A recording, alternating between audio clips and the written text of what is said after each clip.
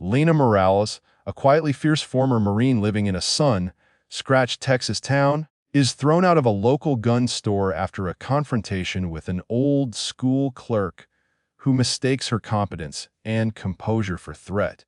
Humiliated and furious, Lena's past, the rank she left behind and the loss that made her walk away, hangs like an unspoken scar. When a sleek black SUV cuts through the lazy afternoon and the CEO of a powerful defense firm strides in and calls her Mom, the town's power lines snap with the electricity of recognition. The arrival sets off a chain of reckonings for Lena, who must decide whether to reclaim a public identity she's been running from, for the CEO, who must answer for the ambitions that built his empire, and for a community that has to choose between old prejudices and a new kind of respect. This cinematic, emotionally rich story explores dignity, the cost of silence, and the fragile geometry of authority.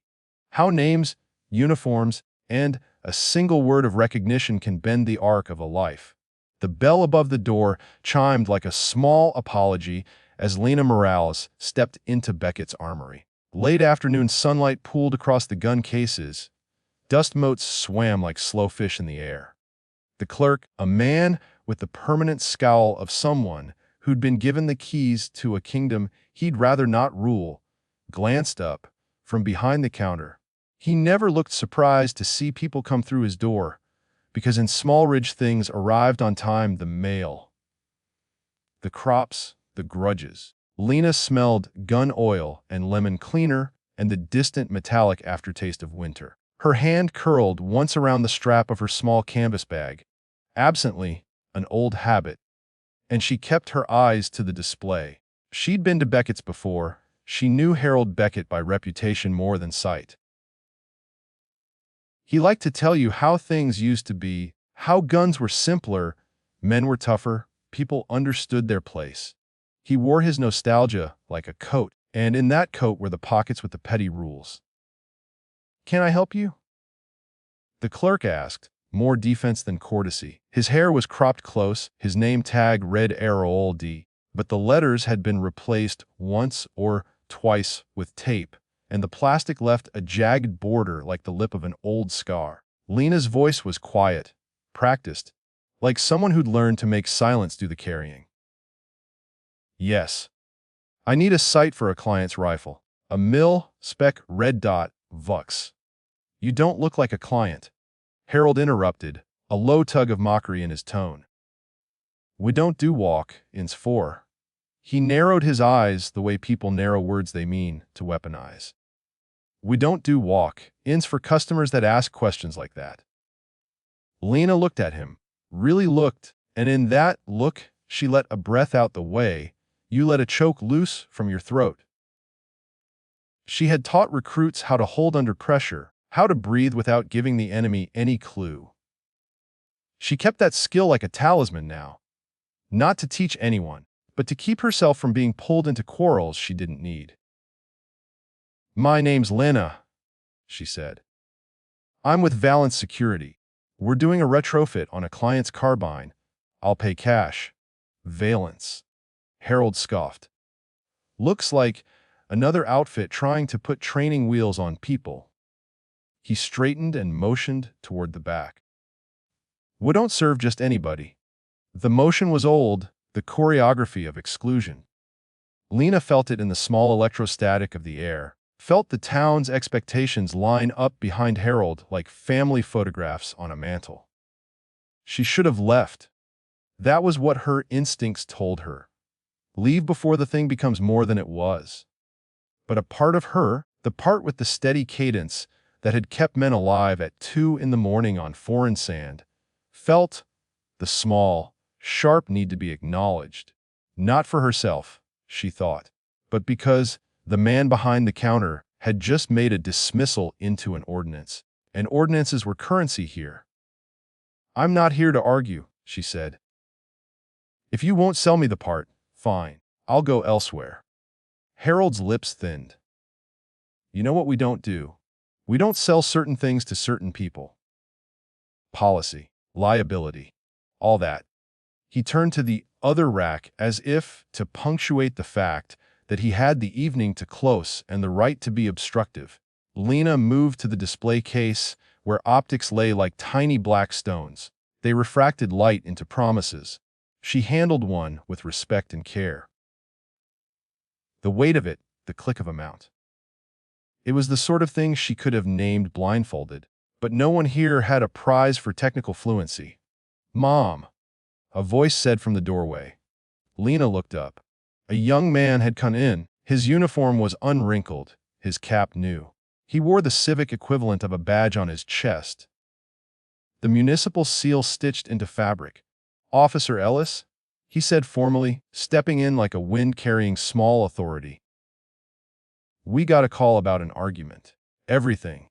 "Fine," Harold said quickly, playing an old hand. "No argument." She was being difficult. "We'll be closing." Officer Ellis turned to Lena with an awkward deference that made her want to laugh. "Mom, can you step outside for a moment?" The street had that particular Texas quarter, light, where the sun sits like a coin in the sky and everything takes a gilded edge. Lena stood on the sidewalk and felt the heat of the pavement climb her shoes. Behind her the bell chimed small and insistent. A woman walked by with a stroller and glanced at Lena, the way one looks at a detour sign. Mild irritation, cursory curiosity. "You embarrassed me," Harold called from the doorway. "You came in for trouble." Lena kept her voice measured. "I asked for a sight and you turned me away. You embarrassed me." "You look like you were going to." Harold's mouth shaped the words and swallowed them. "We're careful." "You were careful around a woman who knew what she was talking about," Lena said. "That's not even an argument." An old man who'd been standing by the pickup in the lot came over. His face folded in like crumpled linen. "You don't belong in here, girl," he said. He spoke the kind of simple, poisonous sentence that had been taught to be trotted out for decades. It was the anthem of towns that had learned to fence out the new. Lena's hands clenched at her sides. For a breath, she felt the familiar cold that had been there the night the mortar landed too close and a kid's leg had gone still. She used to be able to put that cold into an action and have repercussions measured in survival. This was mere humiliation. Smaller, yes, but also the kind of thing that corrodes slowly, a drip that makes the stone of you hollow. "Don't," she said to the old man. Her voice was quiet, but it carried. "Don't say that." "No, look what you made her do," Harold barked, forcing a laugh that had no warmth. He turned on his heel and went back inside, leaving the bell to ring its small apology again. Officer Ellis made an awkward little step. "Mom, you can file a complaint." "I don't want a complaint," Lena said. She felt the heat of something like anger prickle across her back. What she wanted was the word she had not been given, the one that might make the world tilt respect. Not because she wanted hornets of attention, but because the removal of her standing had the fine cruelty of a child taking a toy. She had learned, the hard way, that dignity was not given. It was sometimes had in the teeth. She turned to leave, but Harold's voice followed like a stinging insect. "And another thing," he shouted. "You don't carry here. Not like that." She paused. The strap of her canvas bag lay flat across her shoulder, a small, soft thing. Inside that bag were papers, a wallet, a folded photograph. No weapon. She felt a familiar hand in her mind, the exercise of inspecting a shoulder for a holster. In the years after, she'd learned the economy of carrying a truth close like currency. It could be used in a pinch. It could be hidden from those who would trade it for spectacle. "You didn't see anything," she said simply, and turned. The door slammed behind her, and with it came a dozen small, whispered things, the muttering of men, the clear pity of some, the shriek of someone delighted to be right. Lena walked to her truck and let herself climb in. The radio was dead static when she switched it on, the small static chain that towns kept for comforting themselves. She sat for a long moment with the engine off and watched the sky stop being a coin and start being a bowl, able to hold many things. She drove home slowly, purposefully. Smallridge was unassuming. It had the quiet architecture of a place that had learned to be where it was. Lena's house sat on the edge of town, a two-story with a porch that wrapped like an arm. Inside, the house smelled of coffee and jasmine. Rosa, her daughter, was doing homework at the kitchen table. Rosa's hair was a tangle of obstinacy, and she looked up when her mother came in, eyes bright with that unvexed belief that mothers exist to be anchors. "How was the store?" Rosa asked. Lena paused. The question sat soft and dangerous, the sort that asked you to tell a truth you weren't sure you wanted to own. "They didn't sell me the site," she said. "They said I looked like trouble." Rosa set down her pencil with indignation.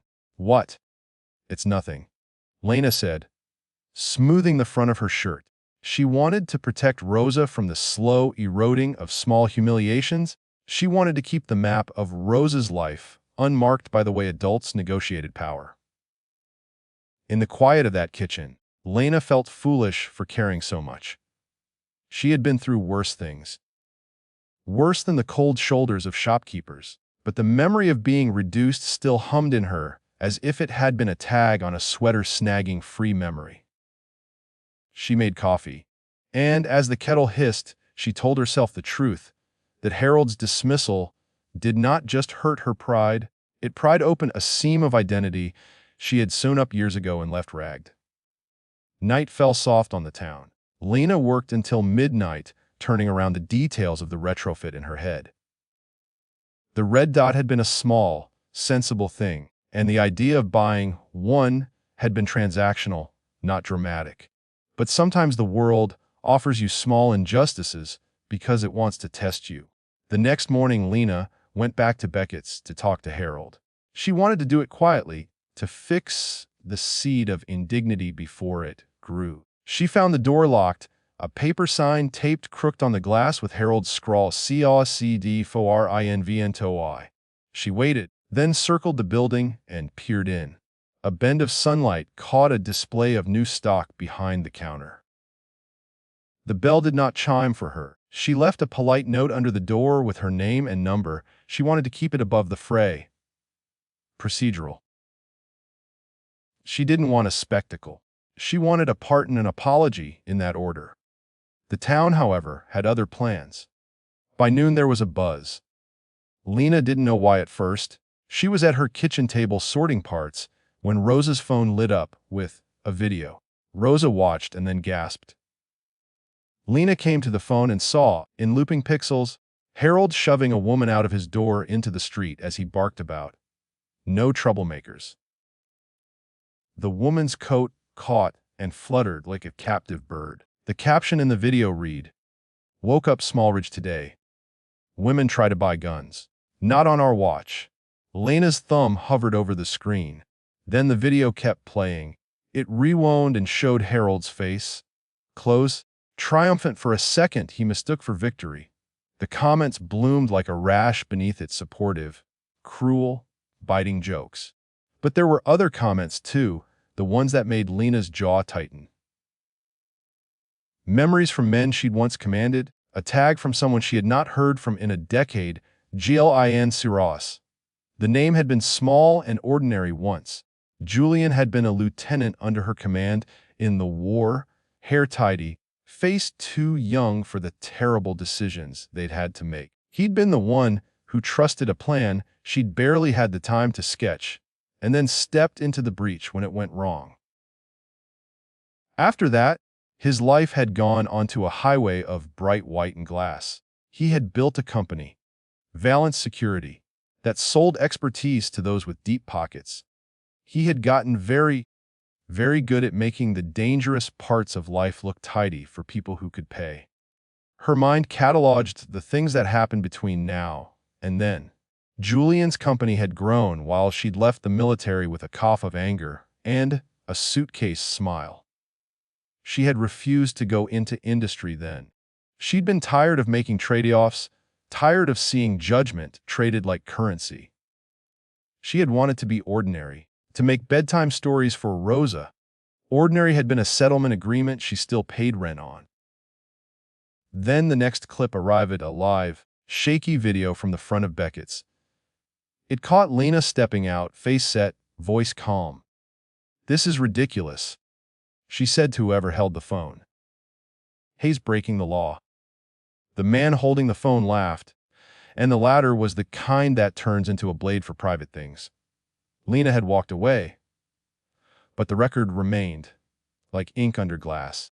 It was afternoon when the black SUV arrived, the kind of vehicle that kept its own weather. It glided into the lot with an even, purposeful quiet. Julian stepped out looking like a man who had never kept from being stared at. He was taller than Lena remembered and older, but worn with an unspent energy. His suit fit like it had been built on the premise. He was a thing to be admired. He had a face that had learned to negotiate pity into profit, and his eyes, when they landed on Lena, softened in a way that didn't make sense for someone who sold bulletproof vests and executive privacy. Lena watched him move across the lot as if the world's light bent around him. Harold, who had been basking in the echo of his own righteousness, stopped speaking and squinted like a man trying to place a memory he'd left in a drawer. The murmur at the gun shop's door changed pitch, curious and keen. Julian opened Beckett's door with that small decisiveness that said he expected things to bend. He cut into the room with a directness that made the hair along Lena's arms stand up. He walked straight to her without hesitation. People stepped back as his presence made the air thinner. When he reached her, he didn't hesitate. He took off his sunglasses and looked at her full on. He reached out and took her hand, not a politician's half-press, but a touch like someone checking a pulse. "Major Lena Morales," he said, and the name fell into the room like a bell. She hadn't worn her rank in years. At home, she had traded the single bar of her major's insignia for aprons and bedtime stories. But when someone calls you by the name that once shaped you, the one that came from an oath and a uniform, the body remembers its geometry. Lena straightened. Her spine remembered. The people at Beckett's looked at her differently, like one might look at a map with a river recently rediscovered. Julian's voice was low, and for once it carried something he could not have bought. "You will apologize to her," he said to Harold, and his words were not a suggestion. They were the kind of sentence that had contracts behind it. Harold's face flushed. He opened his mouth and closed it again as if words would be costly. "This is my store," he protested, voice a small animal. "I can refuse service." Julian's jaw tightened imperceptibly. He turned to the small crowd and, with the absence of a gesture, the whole room inhaled. "This woman is an officer," he said plainly. "Major Lena Morales is someone I served under. You will apologize to her now, publicly, or you'll stand here and explain to every partner of mine why their contracts are with an establishment that tolerates harassment." If Julian had intended to use his power as a lever, he had picked a particularly blunt one and driven it straight into the soft part of Harold's pride. The man's face twisted, not with contrition but with the possibility of consequence. He barked a half-hearted apology that tasted like gravel. The old man by the pickup grunted and shuffled away. Lena felt the rush of the room around her like wind. Some people clapped, awkwardly, like when applause is offered at a funeral. Officer Ellis stood like a man who had been handed a script he'd forgotten. Julian bowed his head slightly, not to Harold but to Lena. He said, more quietly, "Mom." The syllable hit Lena's ear and opened something inside her. It was not the first time someone had used that word to define her. It was not the last. But this time, the word arrived wrapped in complication, gratitude, power, the memory of tasks shared in the dark, when both of them had been younger and more vulnerable than the world around them allowed. When Julian had been a lieutenant, she had told him to trust the plan. He had done so. Later, she had thrown her uniform away for a life that tasted less like orders and more like possibilities. Julian's presence changed the room's axis. He did not leave after the apology. He walked to Lena and extended an invitation that smelled like thunder. "I'd like to talk," he said. "It's been a long time." They met in the parking lot by the silver of his SUV. The town watched like people who look through windows to see what fate does with its heroes. Lena had learned to resist the swell of attention. She had also learned that some storms come because you stand in the wrong place for the wrong reason. So she listened. Julian's face was measured. He spoke of contracts and corporate responsibility and the small arithmetic of reputations. Then his voice softened, and the words came like someone stepping off a curb. "I remember the night in Kandahar," he said, and the name struck a place in Lena that was both tender and locked. "You gave my unit a chance when someone else would have written us off. I've never forgotten that." Lena felt the past fold in like a tide. She remembered a sandstorm, the moon like a coin the wrong side up, and a kid with his arm bent wrong and brave eyes that trusted a stranger. She had carried some of them home in a bag of memory. She had left the service with a taste of metal in her mouth. She wanted to say something modest, something about duty, about how none of it was heroic. It was just what you did because there was no other. Instead, she said, "You don't owe me anything." Julian smiled, but there was a tilt to it that made a vine of something else show. "I don't want to owe you," he said. "I don't want to offer you." He reached into the back of his SUV and produced a slender black portfolio. He set it down on the hood of the car and opened it as if he were revealing a small, contained world. Inside lay a brochure with glossy images and a tagline that read Valiancy Sakaurai Twy, TRA man Fardhno X Frontier. "I want you to lead a community outreach and training program," Julian said simply. "We're launching a women's defensive readiness initiative. You know firearms. You know tactics. You can teach real skills without coddling. And we'll do it on my dime, on neutral ground, with lawyers ready. We'll make sure something like Beckett's doesn't happen because of ignorance." Lena looked at the thing on the hood, the printed words, the outline of a life that had once been possible. She felt something like reluctance, and then something like guilt. She had left that life because she couldn't stand the compromises. Julian's offer smelled of institutional hygiene, lawsuits, mitigated by PR, optics wrapped in glossy paper. There was also the honest lane beneath training for women who needed to feel safe, a chance to pass knowledge that could save lives. "What's the catch?" she asked. "You don't like being told what to do," he countered gently. "We can work around that. You run it, you own it. Valence funds, legal cover, logistics. You take as little or as much as you want. You can stay here and teach at the community center. Or you can come into the fold proper, but do something. Don't let this be a viral moment without consequence." Lena could imagine the possibilities like a storm on the horizon. She had reasons to say no. There were ghosts who would be louder if she re-entered the public stage, the politics of a corporation, the compromises of institutional funding, the small to big trade-offs that squeezed ethics into numbers.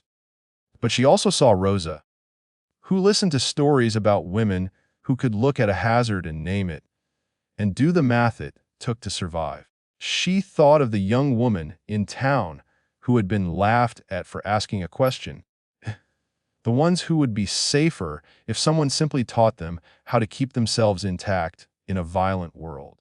"I'll do it on my terms," Lena said finally. Julian inclined his head. "On your terms," he said.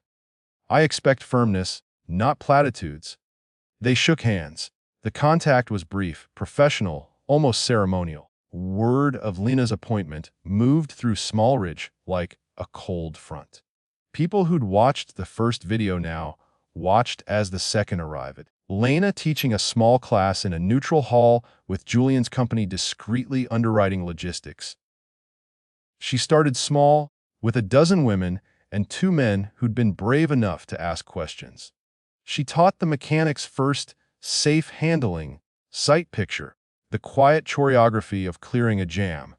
Then she taught something bigger, how to position your body when fear tried to take the steering wheel, how to speak a refusal without giving your life away, how to choose not to be a spectacle. The women in her class came with their own backstories, stitched in a teacher who'd been followed home, a grandmother who wanted to protect her granddaughter, a single mom who'd had the wrong people on the wrong porch at the wrong hour. They learned the language of small moves that make a difference. They learned that competence was not the same as aggression. Lena's lessons were not about building a fight. They were about buying space in a world that sometimes refused to give it. Harold watched from the sidewalk outside the community center as the crowd spilled from the doors.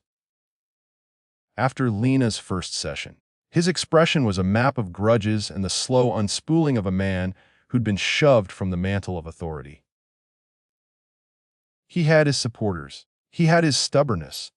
Some of the men of the town whispered that Valance had bought the place, had brought gilded men to shame a small shop. Others, the ones whose daughters had come to class and come home safer, had different stories.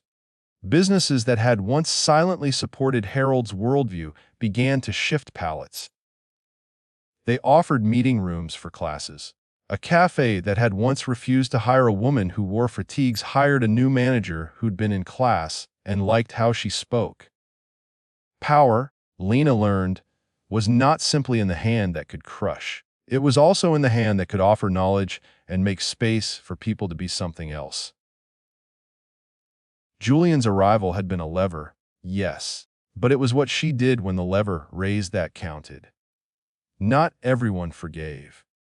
There were columns in the local paper, letters written with the hot blood of people who felt threatened when a woman claimed a place that had been men. Only, a petition circulated to ban military-style training in community centers. Lena read them all and clipped the ones that mattered into a folder she kept in her desk. She let the hurt sit, stored it like a map of where the town's edges still were. Her own edges, she discovered, began to change. Teaching pulled at a tendon of old love. She found herself telling a story in class about a different sort of salvage. How in the desert you salvage what you can to make yourself into something that lasts. She told them about the kid with the bent arm, sparing names. And she told them of the small mercy of a lie that became a false shield that night. The women listened with the fierce, solicitous hunger of people wanting tools. They asked questions that made Lena rearrange the scaffolding of her own thinking. She was no longer the woman who left the service because it demanded that she fold herself until she'd lost a shape she could recognize. She was a teacher, a mother, a woman with a history, and a present that could be stitched together. Months later, the town that had once welcomed the status quo found itself split along a different line. Some people had learned to accept the subtle, public rectification of a wrong. Others held on to their older maps. But there were fewer accidental humiliations now. Harold's business faltered and then steadied because he was stubborn. He staged a public apology on a bench in the park, the kind of apology that was 2 parts concession, 1 part self-preservation. He sent Lena a letter with tidy ink and an offer to host a class in his shop's back room. A truce like a bridge with unfinished handrails. Lena went to the park when the apology happened because she thought it was time to close that particular arc. Harold's apology was an economy of words. I was wrong. He coughed, the sound of a man who'd swallowed something he didn't like. People clapped out of the reflexive kindliness of communities. Julian stood in the back of the crowd with his arms folded, the silhouette of a man who owned a lot of towns and also loved none of them like his mother. When the applause faded, Lena stepped forward. She held herself with the measured composure of someone who knew that forgiveness was not always a currency she had to spend freely. She accepted Harold's apology with the simplicity she hoped to teach her students. You take what you need, and you leave the rest. Thank you, she said. It was small. It was enough for the place. It was also not everything. Rosa watched from the grass with a pride that made her eyes shine. She had sat through many of Lena's classes, had learned knots and the geometry of escape and the sternness of language. She had seen her mother shift and then return sturdy. Lena had taught her that the world would sometimes attempt to name you. Teaching, Lena had said, was how you learned to name back. Later that evening, Lena and Julian stood on her porch with mugs, the way old comrades sometimes do when the world has been loud enough to require quiet. The sun gone in a long pink smear, they shared the silence like two people who had been on the same cliff and learned which way the wind blew. You did good, Julian said at last, and it was not salesmanship. It was recognition. Lena smiled, a small closing of lips. It's not about me. No, he agreed. It's about you standing up in front of them and staying there. That's the hard part. Everyone thinks the hardest thing is to start. It's not. It's to stay when staying drains you. She thought of the nights she had lain awake after a drill, wondering if the cost had been too high. She thought of the kid on the bed in Kandahar and the way the world had taught her that some things are cheaper when people die. She thought of the town that would look at her now and sometimes look with newer eyes and sometimes not. She thought of Rosa, folding a paper plane at the kitchen table, not yet heavy with the world's measure. I stayed, she said. That night, Lena folded up a photograph and put it in the portfolio Julian had brought. It was a picture of a young squad with smiles that were both wild and brittle. She kept it because she needed the memory not to be an accusation, but a resource. In the months that followed, Lena's name came to mean different things. To some, she was a reminder of the failures of small towns. To others, she was proof that dignity could be reclaimed. To Rosa, she was simply a mother who fixed things and taught how to hold a gaze. To Julian, she was an old debt that had been paid in a currency neither had fully understood, trust given, and returned. The gun store never quite regained its old luster. People went in less to buy bravado and more to buy tools. Harold, who had had an ugly, human reckoning, reinvented his business slowly. He hired a woman at the counter who had been brave enough to come to Lena's classes and who had patience and a soft humor. She taught the men who came in about respect as much as about calibers. One evening, months after the first incident, Harold came into the community center with a box of donuts and a nervous smile. He stood in the doorway and watched Lena collect her students. He walked up to her and said, out loud and plainly, without the clumsy defense he'd once used, I was wrong. Lena took a donut because it felt like permission to put the day to rest. She nodded, because in that town, sometimes the small, public act of admitting a wrong is the only kind of amnesty that works. When people asked Lena if she regretted letting Julian into her life, she thought of the SUV cutting through afternoon, of his curt apology to Harold, of the portfolio on the hood that had smelled of new leather and possibilities. She thought of the training room, where women used their voices and their hands and left steadier than when they'd come. She thought of Rosa's face in the crowd when she'd sat on the floor, legs crossed like a small general watching her mother teach. No, Lena said once, to someone who wanted the neatness of a single story. I don't regret it. There are things in life that come costless only in legend. Here, In the real town with its thermostat of grudges and grudging kindness, Lena had taken a price and a present both. She had been thrown out of a shop and called a troublemaker. She had been rescued by the kind of power she had been suspicious of. She had had to choose to accept help in order to give help. She had to trust that someone who had power would let her keep the lines she'd drawn. When the next woman walked into Beckett's with a determined step and a question about sights, Harold looked up, and for the first time in a long time the man who'd once dismissed a veteran nodded. Lena saw him from across the street, and she felt the small, glad thing like rain.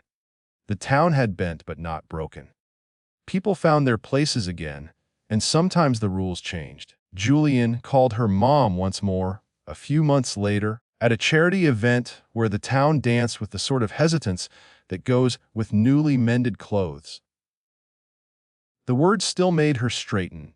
This time she smiled, not because of deference, but because she had found a way to accept the shape of herself she'd been trying to hide. Mom was no longer just an accolade. It was a choice she made every morning in how she stood and how she taught her daughter to stand too. And when Harold finally put a small plaque on the wall of Beckett's, a simple brass piece that read, "In honor of respect and service," Lena came in to sign the guest book, wrote her name neat and intentional, and left with a sight for a rifle and a lighter step. The town had not become perfect. It never would. But it had, in its wobbling, found a way to hold more than its old certainties. The future, fragile as it was, felt possible